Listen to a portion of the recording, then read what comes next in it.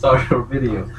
Yo, what's up, guys? James Carter TV here to recap the Tennessee Titans' victory over the Jacksonville Jaguars. First, allow me to apologize for the quality of this video because currently my camera is inhabilitated, but I will get it fixed as soon as I can. So, with that said, let's enjoy this win, Tennessee Titans fan, because this is going to be probably the last one of the season. Now, there's one more game I could see us possibly winning, maybe two. I could see us maybe upsetting either the Jets or the Texans, not both, but one of them. Okay, we can have that discussion. We can talk about that. And then maybe, that's pretty much it. Either one of those games, because maybe a slight chance they beat the Indianapolis Colts week 17, but once Andrew Luck is back and that game being in Indianapolis, I doubt it.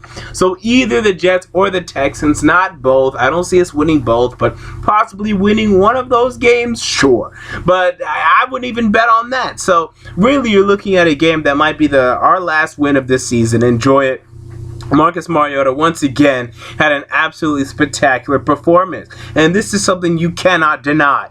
He's had two other spectacular performances this season. This is the third. He will win AFC Offensive Player of the Week this week. This is an award he is going to win. Actually, Blake Bortles may actually be in the discussion since he had 5 passing touchdowns today, but I think once you account for the 87-yard touchdown run by Marcus Mariota today, he will get the award over Blake Bortles. So presuming he does, this is now his third Offensive Player of the Week award in 13 weeks. This is the NFL we're talking about. And whenever you've been deemed the best player in your conference 3 times out of 13 weeks, you're pretty good. Hell, you're pretty great already in your young career. Now, the one thing we need to see is hey, maybe we can win games without him having to play great, because he has to play great. Specifically, he has to have 4 touchdowns. Whenever Marcus Mariota has 4 touchdowns, we win the game.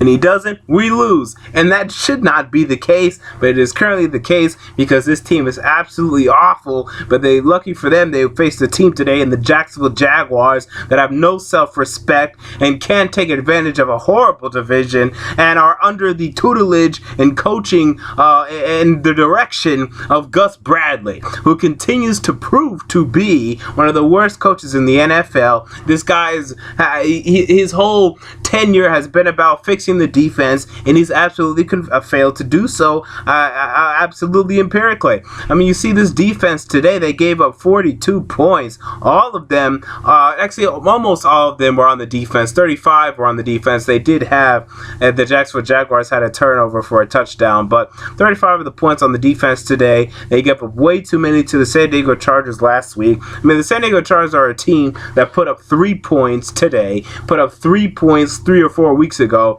but somehow when they're facing the Jacksonville Jaguars, they then have the ability to score 31. I don't know why this Jacksonville Jaguars defense is so bad. They have no pass rush. They have no secondary. It's bad. And Gus Bradley came here with the goal in mind of fixing this defense. He has failed at that task and needs to be fired because of it. This is a very promising offense. Very, very, very promising. Hell, they don't even have to be promising. They're good.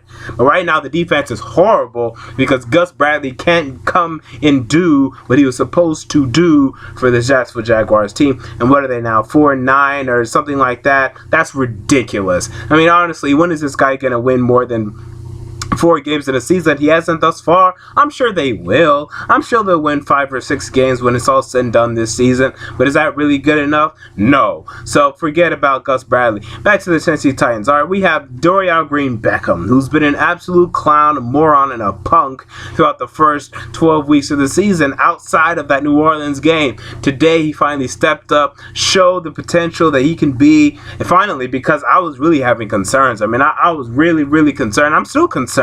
Because overall, 1 week does not negate 11. But at least now we can see some semblance of, hey, maybe we do have a wide receiver worth a damn on this roster. Because although I do like Kendall Wright, this guy, even today, he only had 28 yards. Will he ever be a 1,000-yard receiver? I had 4 years in. I don't see any evidence to suggest that. He had 1 year of that, but I don't know. So really, you look at that, I still think we need to get a good receiver in here. But hey, today. At least now it's not urgent, but we still need to during the offseason. Anything else? I mean, David Cobb is alright, but the running backs need to be replaced. If you can find one, Lamar Miller's going to be a free agent. Matt Forte is going to be a free agent. Derrick Henry will be available in the second round. I think upgrading the running back position is something this team should look into during the offseason. So really quickly, let me recap the early games, then I'll come back and I'll recap the late games in my next video.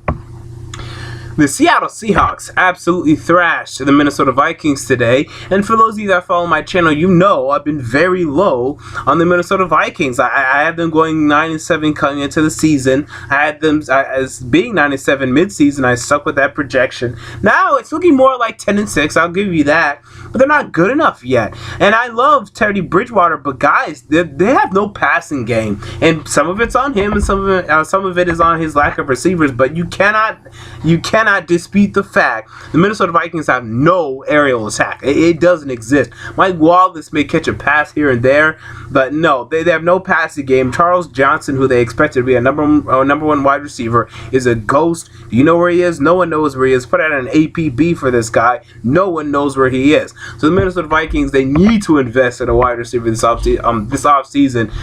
Good luck finding one because there's not many available, but they absolutely need to, because right now, no passing game, and they're screwed. When Adrian Peterson cannot run for 100 yards, they're screwed. So with that in mind, and the flip side of things, the Seahawks are running, they're rolling. Look out for the Seattle Seahawks. And finally, I'm seeing from Russell Wilson something I've wanted to see from him for years, and that is him putting up the numbers statistically, him leading his offense to true greatness. Because I mean, when they would win, they would beat teams like 42-7, but it really wouldn't be because of him. It'd be because Marshawn Lynch ran the ball really well, because their defense got turnovers. But now Russell Wilson is literally throwing them to victory, and I'm like, yes, now I can see the top 10 quarterback in you, because I did not see that earlier before. I thought you were good. I didn't think you were top 10. Now he's definitely cemented in that top 10 position. Good for Russell Wilson. Next, we have the most ridiculous game and boring and stupid game as the Baltimore Ravens face the Miami Dolphins. You know, Miami Dolphins, Ryan Tannehill, look, they're in trouble, guys. I mean, the Miami Dolphins are in big trouble. The one semblance of thing you could say about the Miami Dolphins was that they had a franchise quarterback, and more as weeks go by, it's looking less and less as if that's the case, because Ryan Tannehill today, 89 yards, completed 9 passes, one of which was like for 40 or 50 yards. Only 89 yards today by Ryan Tannehill. I expect that from the backup quarterback Mike Kafka, and yet this is what we're getting from Ryan Tannehill. So more and more of this attractive head coaching job that was the Miami Dolphins is looking less and less attractive by the week, and it's because Ryan Tannehill is not playing at the same level he was playing earlier on in the season, and this is bad news. Because if I'm Sean Payton, if I'm Hugh Jackson, if I'm Adam Gase, I don't want to go there. Ryan Tannehill doesn't look good. They overpay everybody. They don't have much of a salary cap. Their owner has too many expectations, too high expectations. I don't think I want to go coach Miami. I think Miami is looking more and more like one of the worst head coaching opportunities out there, and I don't think they're going to end up with a very good coach, but we'll see what happens. Next, we have the New York Jets, who defeated the New York Giants today in the battle for New York. Jets look like they're in trouble, but they ended up getting a game-tying touchdown at the end of the fourth quarter, got a field goal in the overtime, stopped the Giants.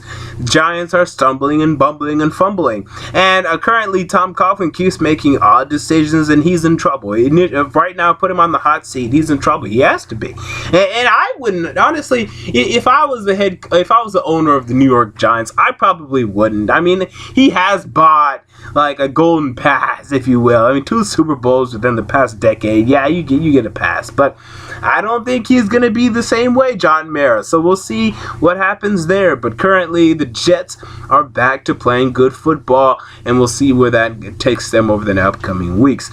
Next, we have the San Francisco 49ers, led by Blaine Gabbert. They went to Chicago. They pulled this one out. I thought Chicago would win this game. team. But despite this, Blaine Gabbert came to Chicago and is starting to make the 49ers wonder and ponder whether or not they have their guy. And the Chicago Bears, I mean, they were never going to be a playoff team. I mean, yes, they've been playing well lately, but they're not going to be a playoff team in 2015. I mean, that was never going to happen to me. They're going to be a 7-9 scrappy team. I said that preseason. I'm sticking with that.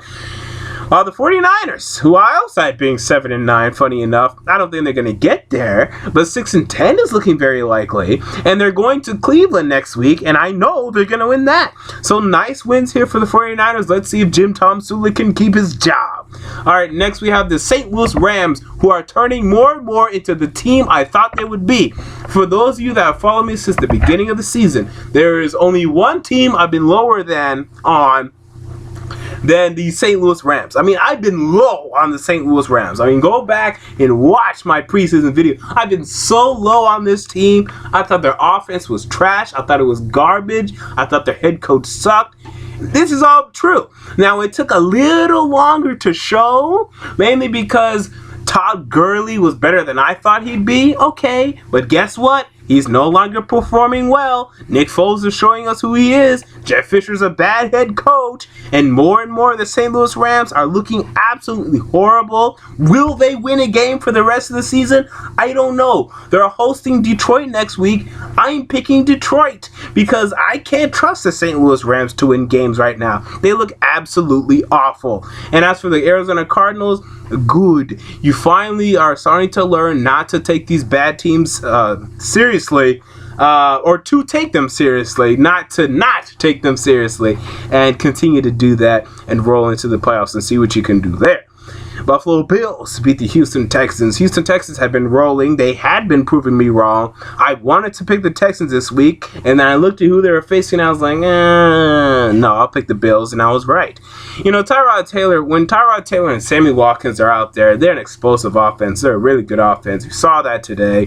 Sammy Watkins is absolutely great.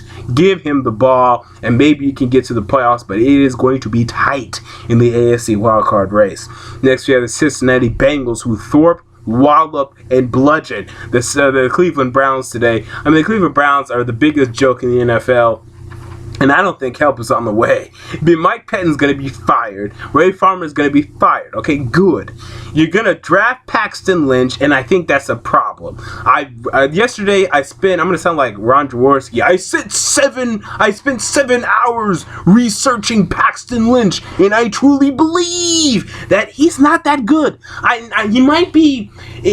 I think right now I have a very high second round, low first round grade on him, but going to Cleveland, man, you need to be good, because if you're okay, they're gonna kill you over there, man. So not only are the Browns bad, I don't think help is on the way. So there's major issues in Cleveland right now, because I don't think much of Paxton Lynch at all from the scouting that I've done thus far. We'll see how that develops. And finally, we have the Tampa Bay Buccaneers. They beat the Atlanta Falcons. And Jameis Winston continues to play well. And the Falcons do not. I mean, wow. The Falcons, what a fall from grace. We were so quick to laud Dan Quinn and Kyle Shanahan. Wow, what a job they're doing. Is Kyle Shanahan going to get head coaching job? Not forget it. He might be fired. And Matt Ryan looks absolutely horrible. I mean, I cannot believe what has happened to the corpse of Matt Ryan. This is a semblance of the man he used to be. And Dan Quinn can't figure it out. So now what looked like a great coaching hire, I'm not going to say it's bad, but it's nowhere near as good as it looked about 2 months ago. Issues in Atlanta, and they don't look like they're going to be fixed anytime soon. Yeah, bad in Atlanta. So with that said, James Carter TV, I'm out. Peace.